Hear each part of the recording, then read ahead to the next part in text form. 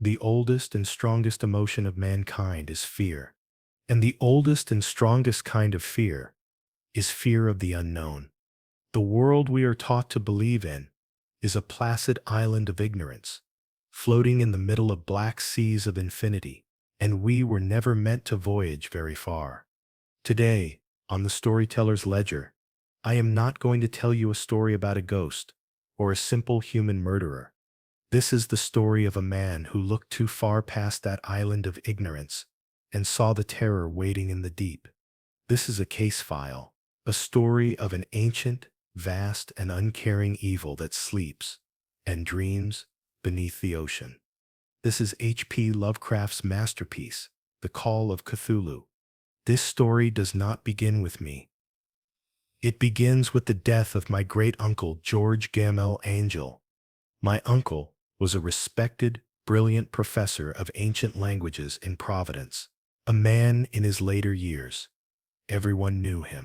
My uncle died suddenly, under mysterious circumstances. The official report claimed heart failure. He had been climbing a steep hill and collapsed. But my uncle was not a weak man. And there were whispers of a suspicious-looking sailor who had jostled him that day, just before the attack. The police ignored this. I, Francis Thurston, was his sole heir. I inherited his estate, and I inherited the locked box. There was no money in this box. There was only chaos. It was a file, a collection of notes, drafts, and newspaper clippings. My uncle had labeled it the Cthulhu cult. These were not the notes of an academic. They looked like the ramblings of a madman. The file was split into 3 distinct parts. Before we continue this dark investigation, if you love the deepest secrets of classic literature and forbidden lore, subscribe right now to the Storyteller Thet's Ledger. The first part of the file was a bizarre, nightmarish clay tablet. It had been sculpted by a young artist.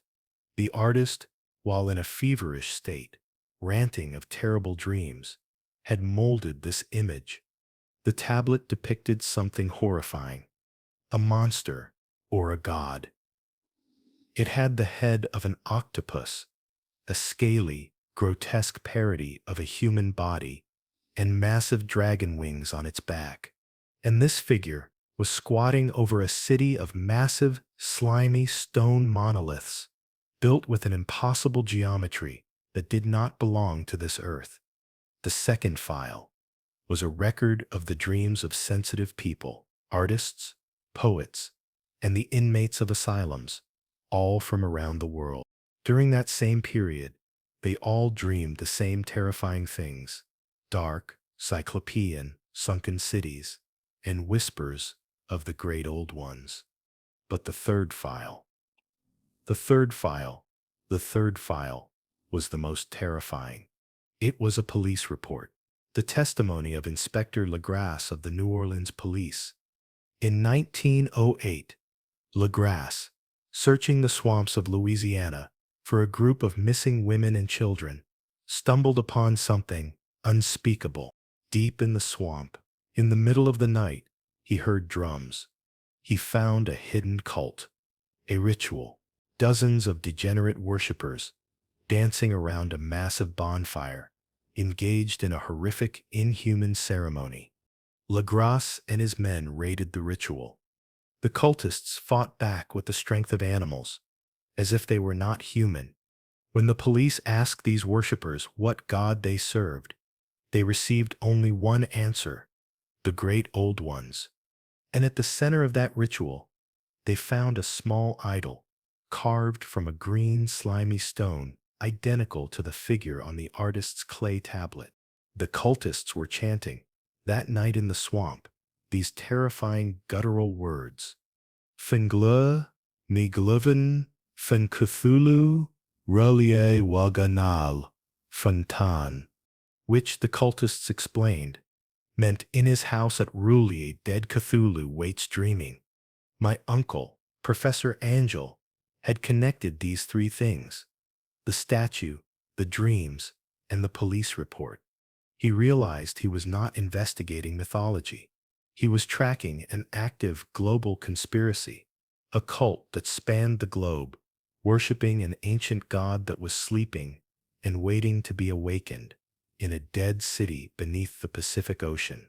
And now my uncle was dead, and I had the files.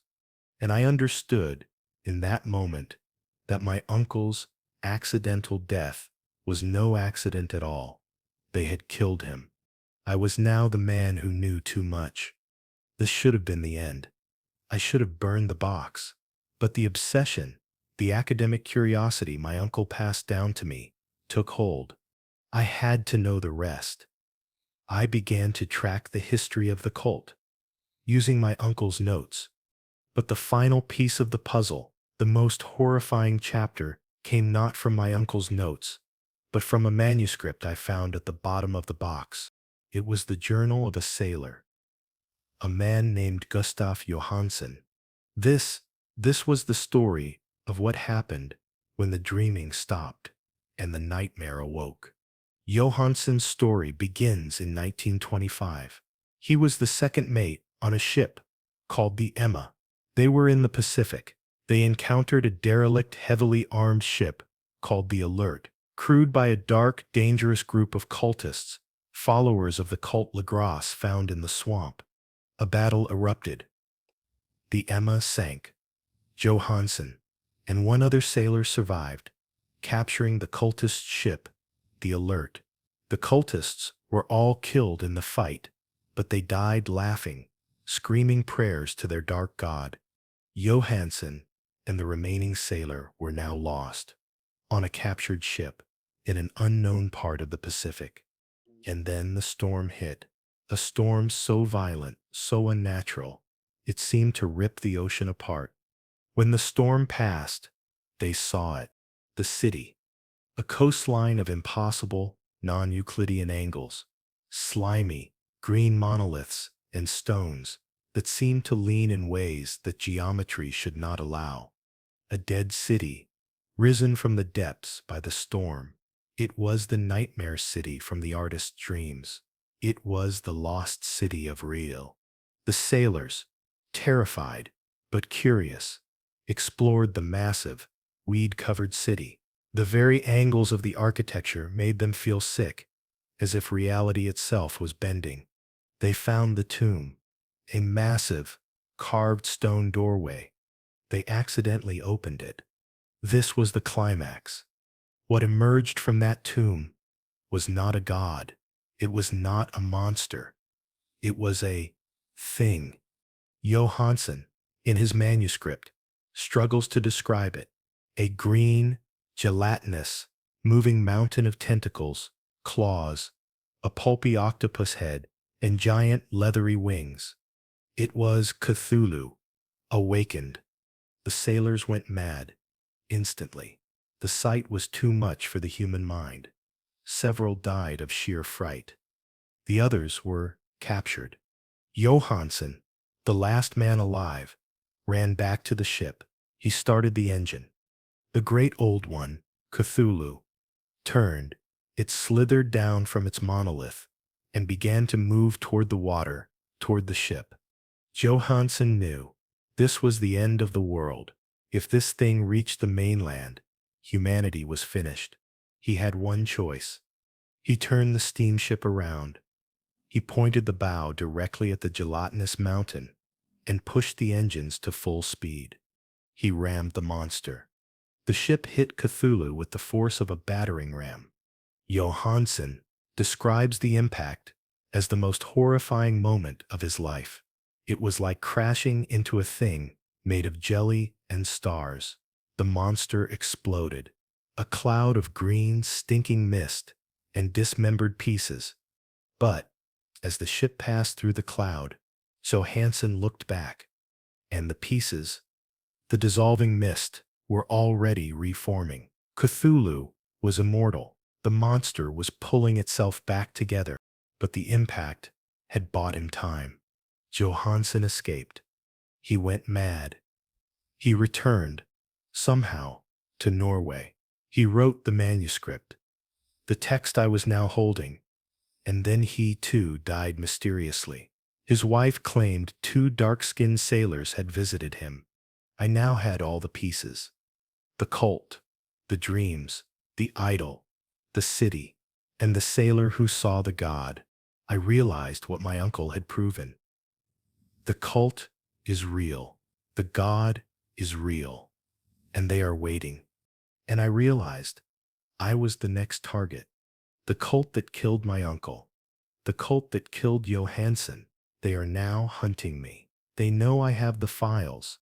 This is the terror of Lovecraft. This is the analysis. This is not a story like Dracula or Frankenstein.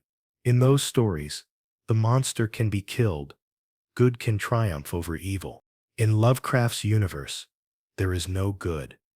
There is no evil. There is only indifference. Cthulhu is not evil. A hurricane is not evil. A plague is not evil. They just are. The cosmic horror of this story is the realization that humanity is nothing. We are an accident.